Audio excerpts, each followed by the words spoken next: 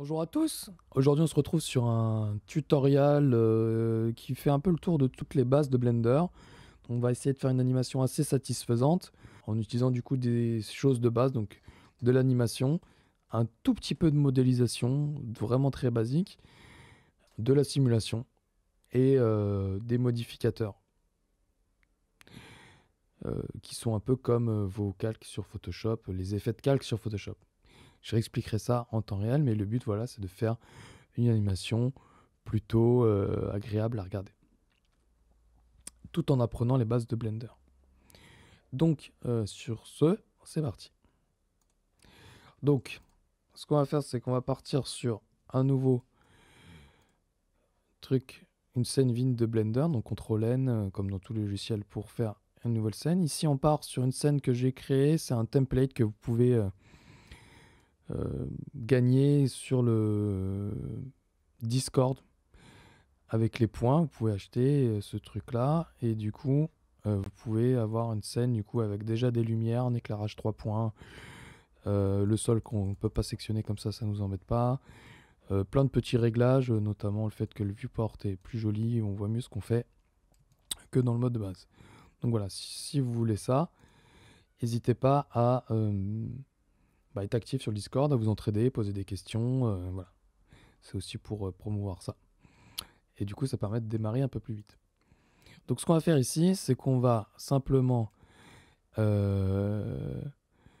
partir sur l'animation du cube. Et ce qu'on va faire, on va commencer par ça. Donc on va animer le cube et après on va rajouter les choses physiques qui justifient les déplacements qu'ils font. Mais tout va être autour du cube. Donc c'est pour ça qu'on commence par le cube. Donc ce qu'on veut, c'est que au début, il soit sur le côté et en dessous. Donc on va faire G pour le déplacer. À chaque fois, j'oublie de réactiver ça. On va faire G pour le déplacer et X pour le déplacer sur l'axe X seulement, pas les autres axes. On va le mettre sur le côté comme ça. G et Z pour le descendre en dessous.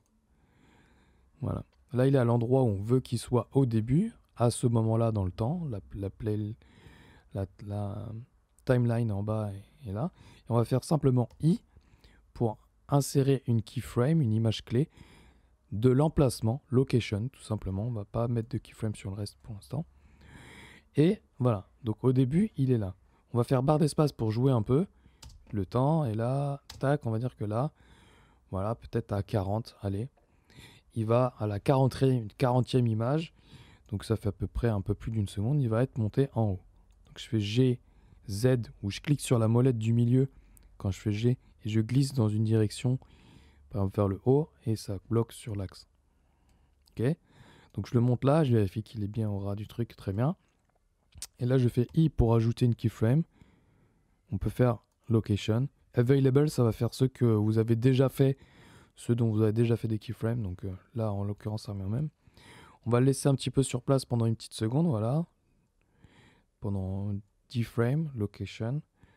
Et hop, là, il va arriver là. On va dire 90. On peut utiliser les flèches pour ajuster le temps. G, je le remets ici. Je fais I pour ajouter une keyframe sur son location. Et donc là, on voit que les keyframes en bas, hop, là, il revient. Quand il y a une barre comme ça, c'est que ça reste sur place. Et après, hop, il redescend. Donc, dans le sens normal, il monte, il attend un peu, et après, il y va. Si on veut, après, timer un peu le truc, on peut peut-être dire qu'il va attendre un peu plus longtemps, parce que je trouve qu'il part un peu vite. Hop. Voilà. Et par contre, c'est un petit peu rapide comme ça. Donc ça, je vais mettre, voilà, il arrive à 100. Donc pareil, j'utilise les mêmes raccourcis. Hein. C'est partout les mêmes dans Blender. Pour bouger les keyframes, c'est G. Pour les mettre à l'échelle, c'est S. Si vous voulez les tourner, là, ça n'a pas de sens pour l'instant, mais c'est R. Tous les mêmes sont partout. Tous les raccourcis sont les mêmes partout. Donc voilà. On a notre animation. Voilà. Maintenant, il est un peu dans le vide et on va passer à un petit côté modélisation. On va faire le sol et faire un trou dans le sol pour qu'il puisse passer à travers. Donc ici, j'avais par défaut dans le template ajouté ici le petit truc pour qu'on puisse ajouter si on peut sélectionner ou pas des trucs. Comme ça, on clique pas dessus sans faire exprès. Donc là, je le réactive pour pouvoir simplement supprimer ce sol, parce que là, dans cet exemple-là, on ne va pas s'en servir. Parce que ça va être plus simple de partir d'un nouveau plan. Donc là, on va faire Shift A pour ajouter un nouveau mesh. Et notre mesh qu'on va faire, c'est un plan. Le plan, on va le mettre à l'échelle. C'est pas grave s'il n'a pas une truc exact. Ce qu'on veut, c'est juste qu'il soit suffisamment grand pour que, voilà, que le cube sorte du plan. Donc là, on voit qu'il passe à travers. Donc ça veut dire qu'il est bien là où il faut.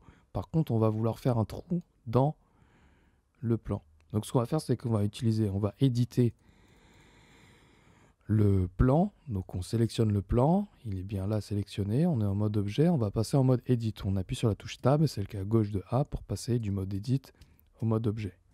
Vous pouvez voir notamment les outils qui changent. Ça vous indique en plus du mode là ce qui est marqué, si vous êtes en mode edit ou pas. Donc on a un mode edit et ce qu'on veut, c'est ajouter des lignes pour pouvoir découper une face et faire un trou dans le plan. Donc pour ça, on va utiliser un outil qui est très utile, qui est là archi basique. On pourrait utiliser d'autres techniques, mais on va faire avec le loop cut. C'est le loop cut, justement, ça s'appelle CTRL-R, le raccourci. Et ça va, en fait, il va chercher, quand vous pointez une arête, à faire une boucle autour de votre mesh, votre objet,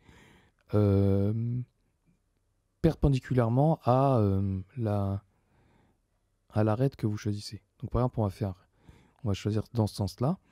Et ensuite, on peut, avec la molette, ou en défilant sur un trackpad, ce que je déconseille encore une fois, parce que c'est juste chiant, voilà, changer le nombre de cuts qu'on veut. On ne veut pas 50, on en veut juste 2.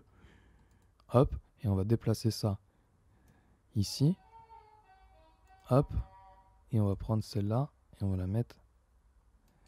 Donc on vérifie que quand on la bouge, on la bouge bien sur l'axe X pour qu'elle reste bien et qu'elle ne parte pas déformer notre plan n'importe comment. Hop, et là on va faire une deuxième loop cut dans l'autre sens. On en fait 2. Hop, et là on va faire une petite technique un petit peu différente. Donc il nous demande où est-ce qu'on veut les mettre. On clique droit pour qu'ils restent sur place. Et on va faire S pour les mettre à l'échelle. Donc on voit que finalement ça les change aussi dans les autres axes, mais ça les rapproche au centre. Donc ce qu'on va faire, c'est qu'on va faire S. Et là on va contraindre la mise à l'échelle uniquement sur l'axe Y, de façon à ce que on puisse simplement les rapprocher comme ça. Là, on a ça. On change de mode de sélection. Ici, on peut faire 1, 2, 3 pour changer les points, les arêtes ou les faces. On va sélectionner la face tout simplement. X pour la supprimer, comme si on faisait une croix dessus. On supprime la face. On a un trou. On peut tout sélectionner en faisant A et faire E pour extrude, monter. Là, en l'occurrence, on va plutôt descendre en dessous. Alors, on ne va pas très bien dans ce que je fais là. On fait ça. E, hop, on le descend en dessous. Et comme ça, on a une face avec un trou dans lequel notre cube peut rentrer, sortir. Voilà, première partie terminée.